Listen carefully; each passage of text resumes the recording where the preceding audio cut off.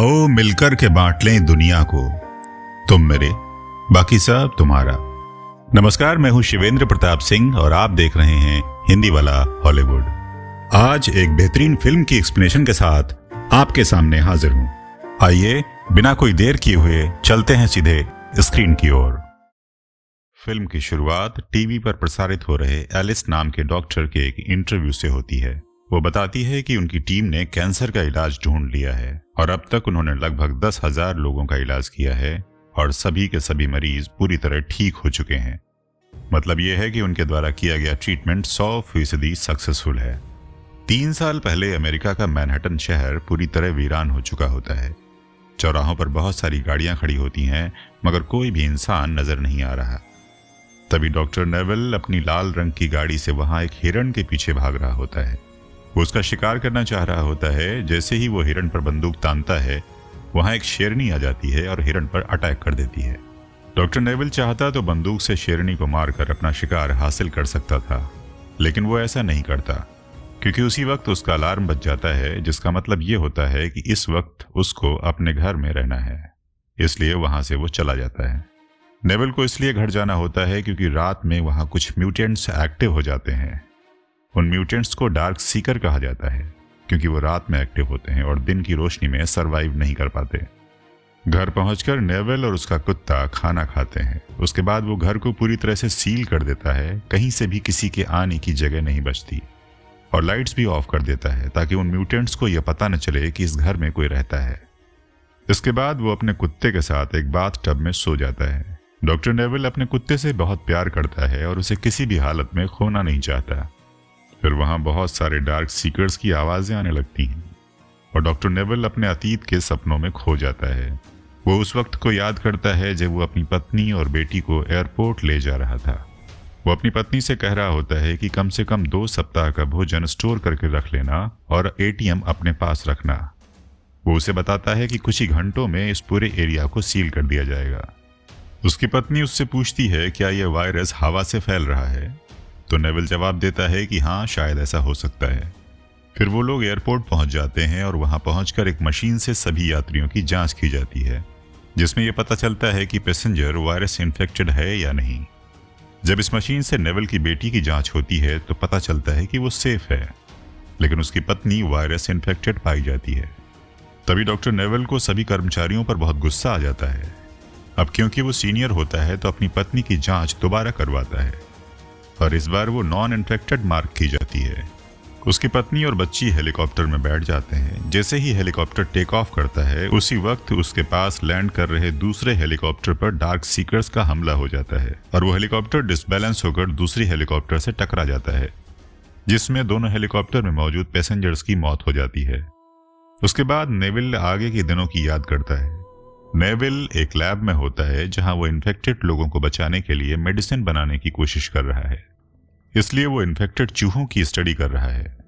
वो पाता है कि सभी चूहे बहुत एग्रेसिव होते हैं, जिससे उसे लगता है कि उसने जो दवाई अब तक बनाई है वो कारगर नहीं है। लेकिन तभी उसकी नजर एक ऐसे चूहे पर जाती है जो खामोश है। वो बिल्कुल नॉर्मल लग रहा है, जिसे देखकर नेविल सोचता है कि उसकी दवा कामयाब हो गई है और वो सोचता है कि अब उस दवा का टेस्ट इंसानों पर भी किया जाना चाहिए ताकि लोगों को संक्रमण से बचाया जा सके और जो लोग डार्क सीकर्स बन गए हैं उन्हें वापस इंसान बनाया जा सके। इसके बाद नेविल अब के वक्त के ख्यालों में आता है और जब वो मैनहट्टन में अकेला हो चुका होता है। वो बिल्कुल अकेला है और हर रोज रेडियो सिग्नल्स भेजता है कि अगर आसपास कोई इंसान बचा हो तो उससे कांटेक्ट कर सके, या फिर उसे किसी प्रकार की कोई सहायता चाहिए तो उससे कांटेक्ट करे। वो इस बात पर विश्वास करता है कि किसी न किसी रोज कोई उसे जरूर सुनेगा। वो ये मैसेज भी ब्रॉडकास्ट करता है कि हर रोज एक निश्चित समय पर एक ब्रिज पर मौजूद रहा करेगा। खाने की खोज करते करते नेविल को एक हिरण दिखाई देता है। वो उसका पीछा करता है। तभी हिरण एक बहुत ही अंधेरे वाले कमरे में जाता है। नेविल अंधेरे में नहीं जाना चाह रहा था, लेकिन उसका कुत्ता वहां चला जाता है। फिर मजबूरन नेविल को भी अपने कुत्ते के लिए उस अंधेरे कमरे में जाना पड़ता है। नेविल के गन में एक लाइट लगी होती है, जिसकी सहायता से वो अपने कुत्ते को ढूंढ लेता है। उसका कुत्ता बहुत ही डरा सहमा सा कोने में छुपा है। जब नेविल उसे घर लाने को होता है, तभी अचानक उसे कुछ क्रीपी आवाजें सुनाई देती हैं। पीछे मुड़कर वो देखता है तो एक डार्क सीकर खड़ा होता है।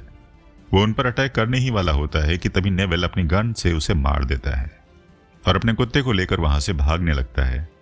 गोली की आवाज सुनकर ढेर सारे डार्क सीकर्स वहां इकट्ठा हो जाते हैं और नेविल का पीछा करते हैं। फिर एक डार्क सीकर उसके बहुत ही करीब आता है और नेविल अपनी जान बचाते हुए खिड़की तोड़कर रोशनी में कूद पड़ता है। जैसे ही वो डार्क सीकर रोशनी में आता है वो तड़प तड़प कर मर जाता है। अब नेविल एक प्लान बनाता है क्योंकि उसे पता चल चुका होता है कि उस बिल्डिंग में डार्क सीकर हैं। इसलिए नेविल अब जो भी दवाइयां बना रहा होता है वो सोचता है किसी एक डार्क सीकर को पकड़कर उस पर एक्सपेरिमेंट किया जाए। उसी प्लान के तहत वो एक जाल बनाता है जिसमें डार्क सीकर को फंसाया जा सके।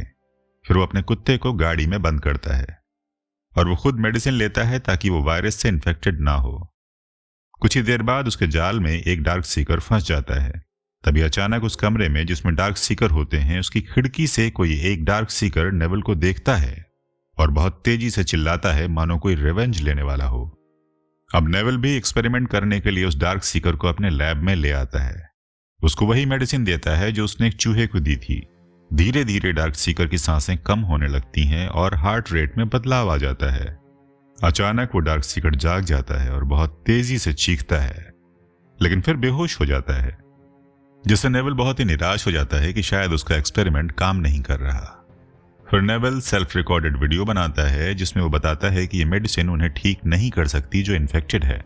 नेविल बताता है कि जब वो डार्क सीकर को पकड़ रहा था तब उनको देखकर एक म्यूटेंट बहुत तेजी से चिल्लाया था और धूप में भी आ चुका होता है। इसका मतलब ये म्यूटेंट अपने आप को, अपनी लाइफस्टाइल को चेंज कर रहे हैं और धीरे धीरे अपने आप को रोशनी में आने के काबिल बना रहे हैं।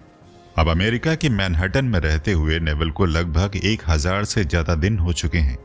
अगले दिन जब नेविल अपने कुत्ते के साथ बाहर टहलने जाता है तो उसका पैर एक फंदे में फंस जाता है और वो हवा में उल्टा लटक जाता है। ये फंदा उन्हीं म्यूटेंट्स ने बनाया है जिनको ये पकड़ने की कोशिश कर रहा है। बेहोशी की हालत में पड़ा नेविल को देखकर उसका कुत्ता बार बार भौंकता है। तभी नेविल की घड़ी का अलार्म बजता है, यानी शाम होने वाली है और जैसे ही रात होगी म्यूटेंट बाहर आ जाएंगे। कुत्ते के बार बार भौंकने से नेविल को होश आ जाता है। वो तुरंत अपनी पॉकेट से चाकू निकालकर रस्सी को काट देता है और जैसे ही जमीन पर गिरता है गलती से चाकू उसके पैर में लग जाता है। वो धीरे धीरे अपने कुत्ते के साथ गाड़ी की तरफ बढ़ रहा है। तभी वहां म्यूटेंट आ जाता है जो रोशनी में आकर नेविल पर चिल्ला रहा था। उसके पास भी 2 कुत्ते होते हैं जो इन्फेक्टेड होते हैं। वो म्यूटेंट अपने कुत्तों को नेविल और उसके कुत्तों पर अटैक करने के लिए छोड़ देता है। नेविल उसके दोनों कुत्तों को मार देता है, लेकिन लड़ाई के दौरान इन्फेक्टेड कुत्ता नेविल के कुत्ते को काट लेता है, जिससे नेविल का कुत्ता भी इन्फेक्टेड हो जाता है। फिर वहां से जान बचाकर परेशानी की हालत में अपने डॉग को लेकर लैब में आता है। उसे कई तरह के मेडिसिन देता है ताकि उसका डॉग म्यूटेंट ना बने, लेकिन उस पर कोई भी मेडिसिन असर नहीं करती। मायूस होकर नेविल रोते हुए अपने कुत्ते का गला दबाकर मार देता है। अब नेविल बिल्कुल अकेला रह जाता है। उसे गुस्सा आ रहा है जिसकी वजह से वो दिन में बाहर जाने के बजाय रातों को बाहर निकलता है। वो तेज रफ्तार से गाड़ी लेकर सारे म्यूटेंट्स को मारने के लिए निकलता है। जब वो अपनी गाड़ी से सभी डार्क सीकर म्यूटेंट्स को रौंदते हुए जा रहा था तभी उसका एक्सीडेंट हो जाता है और वो वहीं जख्मी हालत में पड़ा होता है। अब वही म्यूटेंट जो सब डॉग सीकर का बॉस लग रहा होता है, जिसने नेविल पर कुत्ते छोड़े थे, धीरे धीरे नेविल के पास जाकर उसको मारने ही वाला होता है कि तभी बहुत तेज रोशनी करती हुई एक कार दिखती है, जिसके कारण सारे म्यूटेंट्स अंधेरे में जाकर छुप जाते हैं। उस कार का अनजान इंसान नेविल से उसका एड्रेस पूछता है। तब वो होश संभाल कर धीरे धीरे अपना एड्रेस बताता है। अगली सुबह जब नेविल को होश आता है तो देखता है कि टीवी चल रही है और उसके कमरे में एक औरत है जिसका नाम एना है। वो अपने बच्चे के साथ खाना तैयार कर रही है। जब वो उस लेडी से पूछता है तो लेडी बताती है कि उसे उसका रेडियो वाला मैसेज मिला था। जिस पुल पर उसने मिलने को कहा था वो पूरा दिन उस पुल पर रही, लेकिन वो नहीं आया। तो रात में उसने देखा कि वो म्यूटेंट्स को मार रहा है और उनके बीच फंस चुका है। तभी वो वहां पर आई थी। उसके जितने भी साथी थे उनको डार्क सीकर म्यूटेंट्स ने मार डाला था। फिर वो बताती है कि वो लोग कहीं ऐसी जगह जाना चाहते हैं जहां कोई वायरस न हो, वहां सिक्योरिटी हो, और फिर बताती है कि शायद एक ऐसी जगह है जहां उन सबको चलना चाहिए। तो नेविल कहता है ऐसी कोई भी जगह नहीं है और वो पागल ना बने। अब डेली रूटीन के हिसाब से नेविल घर को लॉक कर रहा होता है। उसी वक्त ढेर सारे डार्क सीकर्स की आवाज सुनाई देती है। तब नेविल पूछता है कि तुम मुझे वहां से रात किस वक्त लेकर आई थी। तब एना बताती है कि बस सुबह होने ही वाली थी। तब वो समझ जाता है कि जब वो उसे यहाँ ला रही थी तब उनका पीछा करते हुए म्यूटेंट्स उस घर तक आ पहुंचे हैं। इस सिचुएशन के लिए नेविल पहले से ही तैयार होता है। वो अपने घर के चारों तरफ माइंस बिछा रखा होता है, इसलिए जैसे ही म्यूटेंट्स उसके घर के करीब आते हैं उनका पैर माइंस पर पड़ जाता है। तुरंत विस्फोट हो जाता है और चारों तरफ आग लग जाती है। डार्क सीकर्स बहुत ज्यादा तादाद में होते हैं, इसलिए ब्लास्ट के बाद कुछ उसके घर में दरवाजा तोड़कर घुस जाते हैं। तभी नेविल गन उठाकर सबको मारने लगता है। उनको लगता है कि उन्होंने सारे म्यूटेंट्स को मार डाला है, मगर असल में सारे म्यूटेंट्स अपने उस साथी म्यूटेंट की तलाश में रहते हैं जिसको पकड़कर नेविल अपनी लैब में लाया था। फिर एना और नेविल लैब में जाते हैं जहां वो लोग उस म्यूटेंट पर एक्सपेरिमेंट कर रहे होते हैं।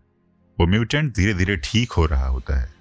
तभी ढेर सारे डार्क सीकर्स दरवाजा तोड़कर उस लैब में घुस जाते हैं, मगर उनके सामने एक बुलेट प्रूफ शीशा होता है जिसके पीछे नेविल, एना और उसका बच्चा सेफ होते हैं।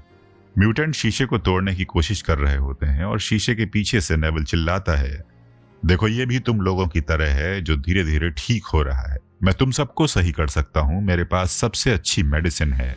लेकिन सारे म्यूटेंट्स गुस्से में होते हैं और उस शीशे में तेजी से अपना सर टकराने लगते हैं, जिससे वो शीशा क्रैक हो जाता है। जब नेविल को लगता है कि शीशा टूट जाएगा तो वो उस सही हो रहे डार्क सीकर का ब्लड सैंपल लेता है जिस पर वो एक्सपेरिमेंट कर रहा था। फिर वो ब्लड सैंपल एना को देकर एक शेड में बिठा देता है और कहता है जब वो उस बस्ती में पहुंचे जहां वो जाना चाहती है तो ये ब्लड सैंपल वहां दे दे, यही इस बीमारी का इलाज है। लेकिन एना नेविल को भी साथ चलने के लिए कहती है, मगर वो उससे मना कर देता है। कहता है डार्क सीकर्स आसानी से नहीं मानेंगे, उसे वहीं रुककर उनका खात्मा करना पड़ेगा। एना को ब्लड सैंपल और बच्चे के साथ एक मजबूत चैम्बर में बंद करने के बाद नेविल एक हैंड ग्रेनेड निकालता है और उस बुलेट प्रूफ शीशे को तोड़कर दौड़ते हुए उन म्यूटेंट्स के बीच जाकर ग्रेनेड की पिन निकाल देता है, जिससे भयंकर विस्फोट हो जाता है और सारे म्यूटेंट्स मर जाते हैं। और अगली सुबह एना उस जगह पर होती है जिसका वो जिक्र कर रही थी। अपने बेटे के साथ उस हाई सिक्योरिटी प्लेस पर पहुंचती है जहां वो ब्लड सैंपल जो कि उसे नेविल ने दिया था वो सिक्योरिटी आर्मी ऑफिसर के हवाले कर देती है। वहां एना को रहने के लिए घर, खाना और सिक्योरिटी मिल जाती है। इस तरह नेविल ने अपनी जान गंवाकर पूरी दुनिया को बचा लिया और ये खूबसूरत फिल्म यहीं पर खत्म हो जाती है। तो कैसी लगी आपको हमारी कोशिश? उम्मीद करता हूं कि आपको पसंद आई होगी। कमेंट करके बताएं कि अगली फिल्म आप कौन सी देखना पसंद करेंगे। हमारी पूरी कोशिश रहेगी कि हम उस फिल्म का बेहतरीन एक्सप्लेनेशन आपके सामने लेकर आएं। जल्दी ही मिलते हैं एक दूसरी वीडियो के साथ। तब तक के लिए नमस्कार।